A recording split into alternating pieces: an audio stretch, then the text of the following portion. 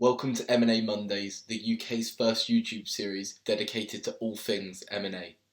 From interviews with the leading figures in the industry, to coffee chats with analysts, diversity panels, all the way through to workshops, we'll be covering it all.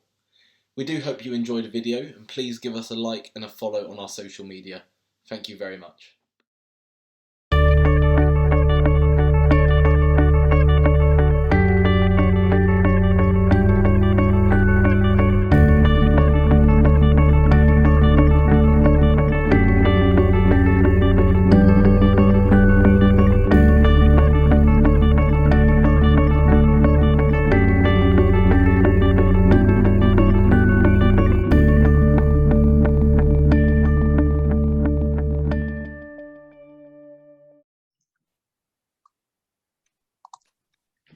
Hi everyone, welcome to this week's episode in M&A Mondays, the UK's first YouTube series dedicated to all things M&A. My name is Tim Lee and I'm an events officer and TMT analyst at the UCL M&A Group, and alongside me is Josh Shah, an analyst in our healthcare team. Yeah. And today we're absolutely delighted and honoured to have Mathilda Johnston-Jones.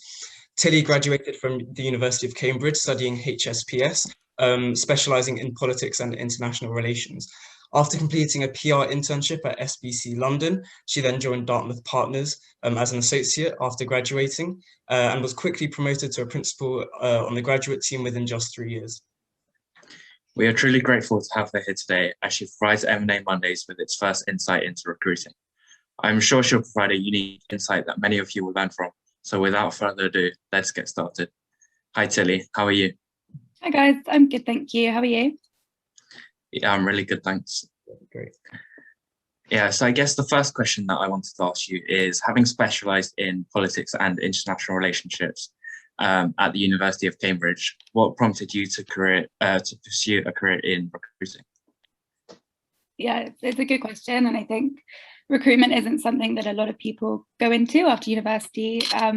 And to be honest, it was a bit of an accident. So I applied for another job through a recruitment firm, and I was talking to the lady for about half an hour on the phone, and she said, look, I think you'd actually be better at recruitment. It's kind of very heavily focused on communication. And then I ended up applying for one job, which was at Dartmouth, got the job, and because it was focused on grad recruitment, I thought it would be really interesting and really rewarding, really, to help grads get their first job. So bit of an accident, but been there for nearly 4 years now and really enjoying it. That's interesting, yeah.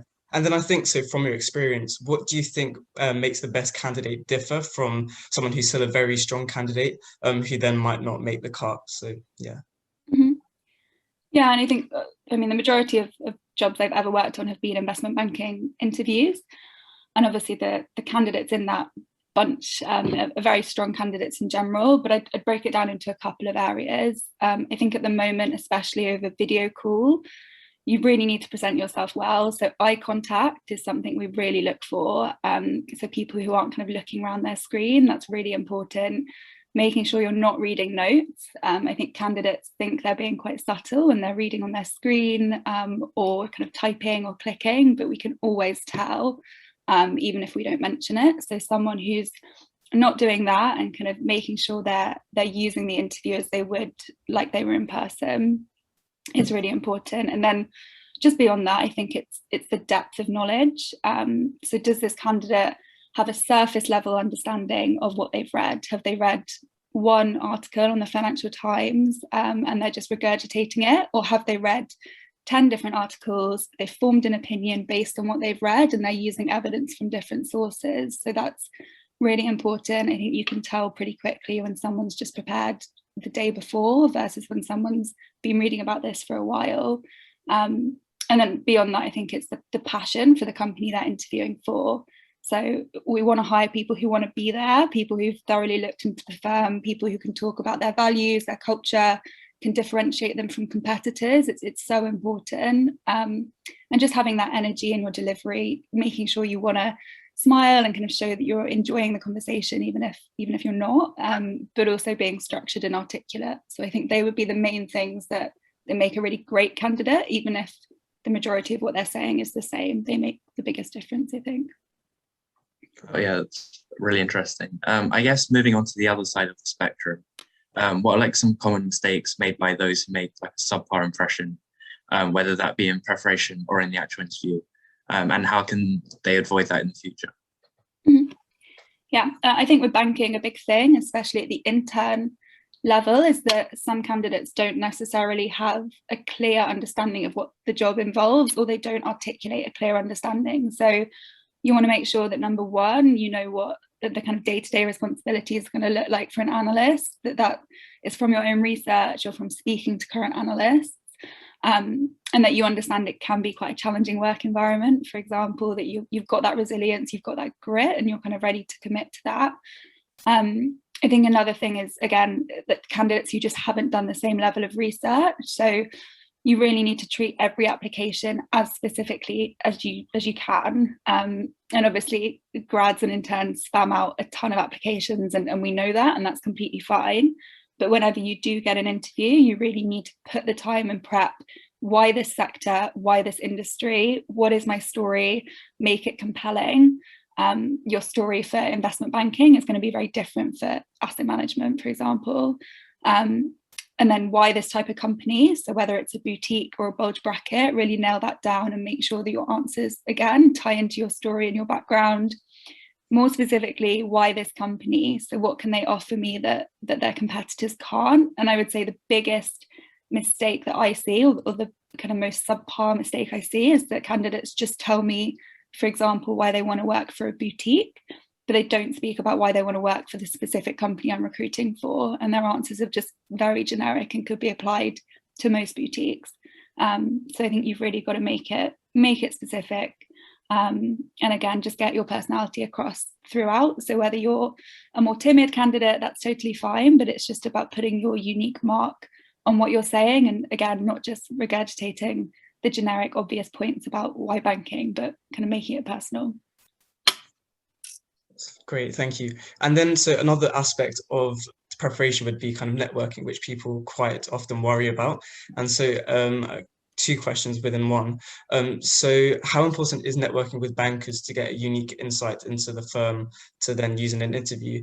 And also kind of demystifying this, do they really affect the recruitment process in any way?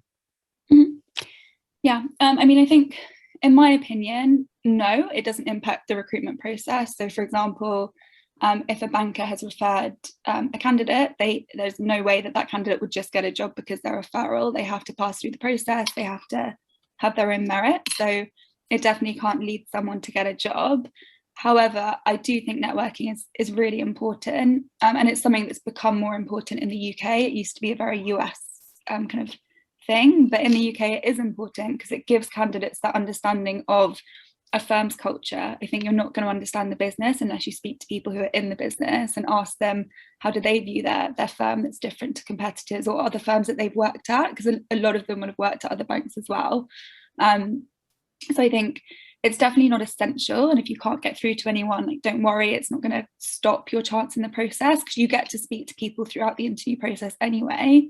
But I think if you can sign up for networking events, if you can reach out to people who've gone to your university or studied a similar subject to you that work at the business, like even for science students, engineers, historians, it's quite useful to reach out to people who've studied similar things at the bank because they're normally very open to speaking.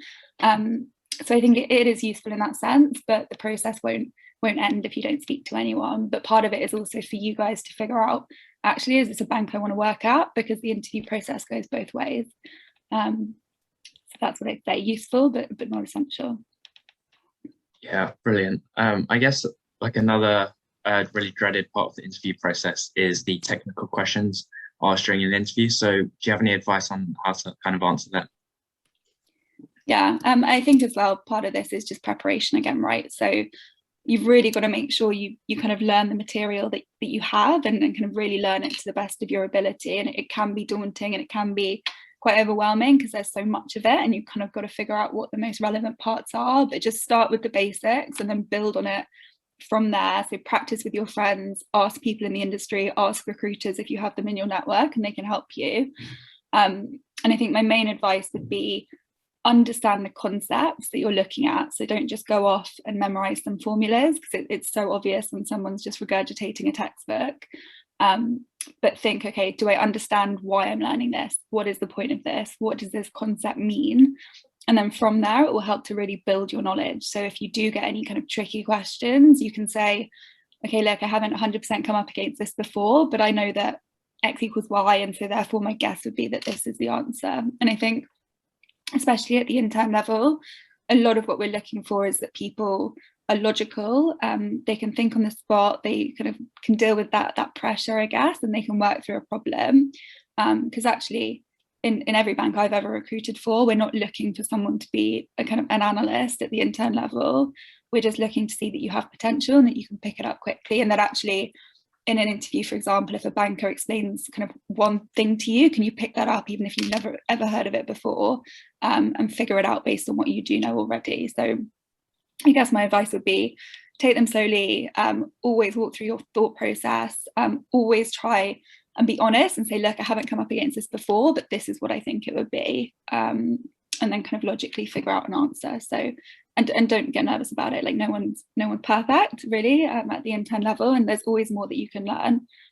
So it's just about kind of demonstrating the knowledge that you've developed already. Great, that's really useful. And then moving on to the CVs. So then obviously I'm sure you've gone through thousands of CVs. What's one thing that does catch your attention when reviewing them? Mm-hmm. Yeah, and I think the main thing is the layout. So always recommend a one-page CV layout just because it's so much more structured. Always normally education at the top, then experience, obviously like any other interests and skills. And I think for your education, you really need to make sure everything is signposted. So if someone hasn't got their high school education on there, which actually it's not that common in Europe to put it on. And if you're a European student studying in the UK, you may not put it on. But for a recruiter in London, if you haven't got it on there, we think there's a reason why you haven't got it on there. So definitely put your education on there. Make sure it's clearly signposted. All your experience should be in chronological order. So even if you did a work experience in 2018 that's the most relevant, it should be chronologically ordered based on when you did them from the most recent at the top. That's really important. And then you've got to show that you have an interest in finance. So whether that's through kind of clubs, societies, if you're not part of any, then like reading the news, current affairs, whatever it may be, podcasts, make sure that's on there. And then the main thing I think that we look for is actually interest. So have you got a thing about what you like doing outside of work? Try and not make it generic. Like we've seen some great ones before, like people put that they like food and dogs, and they're actually the type of things that the bankers pick up on because it's different rather than just putting sports and travel, which everyone has. So I think having an interesting, like quirky interest on there is definitely something I've noticed that bankers pick up on quite often. And that's it really, I think, just keep it on one page. Sure, yeah. So it's as much showing your personality as much as your experience. Yeah, 100%. Cool. And then I guess the last question is, what is then your overall advice for university students with regards to smashing the recruitment process and, again, essentially the interview as well? Mm-hmm. Yeah, I think the first one would just be prepared. So make sure you've done all that research, you've kind of got everything, every base covered. But then on top of that, you have to deliver your content in a natural and engaging way. So we don't want to hire finance robots. Don't worry if not everything that you've prepped comes up in the interview. You don't have to pass on all that information that you've kind of looked at and memorized. Just answer whatever fits the question best. Don't try and change a question to make it cover something you've prepped for, because it's frustrating when you're interviewing someone. So be natural, be engaging, be yourself. It's so important to get your personality across. We want to see who the team are going to work with day to day. They've got to spend all summer with you. So try and not be nervous. No one's there to kind of catch you out. We want to hire people. Ultimately, we want to hire good people. And I think as well, just make sure you're demonstrating all your other interests. So even if there's not a specific question about it, make sure it kind of comes up wherever it can to kind of show that you do have other interests, and actually you're going to pass that airport test, right? Which if a banker's stuck in an airport with you for 3 hours on a delay, are they going to want to be there, or are they going to not, basically? So are you going to be someone that can gel into the team easily? So getting your personality across is probably my biggest piece of advice. And I think actually at the intern level, candidates always think that they need to be really professional and really serious, and of course you do, but you can also smile, you can also kind of have that energy and show that you actually want to be a part of the team, which I think is really important. Fantastic, thank you. So yeah, that concludes our questions. Thank you so much, Mathilda. And so for those watching, we hope you found this useful, and especially those applying for summers this year. Please like and subscribe to our channel, and stay tuned for our next M&A Mondays video next week.